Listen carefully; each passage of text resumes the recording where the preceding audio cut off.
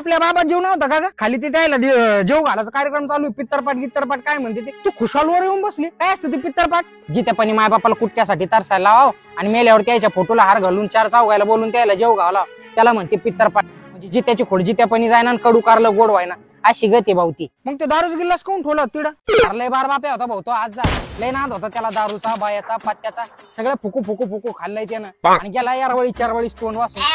लेकर तरी डांगात निघतील पण ते बी तसेच, ते बी बांगड्यात आणि बुगड्यात गुतलेत. एवढ्या कष्टाने लहानाचे मोठे केले, शिकिले सवरीले, मायला 4 धाम करून आणवत्या. माय पहिले हेच उधाळच्या 4 धाम करायला आणि मला घरी ठेवत्या जस काही यायची लाखंदारी. अरे अशा 4 काही ये ना 8 बी धाम केले ना तर काही डोमलं यायचं नाही यायच्या हातात. मायला नुसतं शब्दानं जरी विचारलं ना, माय तुला काही लागतं का, नुसतं एवढं बी विचारलं ना भाऊ, याला 4 काय ना 8 काय, पुऱ्या 10 धामाचे देवळाच्या घरी येऊन बसतील माहितीये का. एवढी ताकद या माईच्या आशीर्वादात. ते म्हणत आहे ना भाऊ, किसने रोजा रखा तो किसने उपवास रखा, लेकिन कबूल तो उसका हुआ जिसने अपने माँ बाप को पास रखा. मला संडास लागली काल, 3दा मी हागाला जाऊ जाऊ जाऊ जाऊ परेशान. डावले डोळे होते का काय, मी जाते काय की मी गण म्हणते त्याचे ठोकून मला देवा मरण दे. पण कसं मरू, भेवी तेवढ्याच वाटत आहे दादा जीवाला. असा 4 वाळी गेला रे तू भाड्या.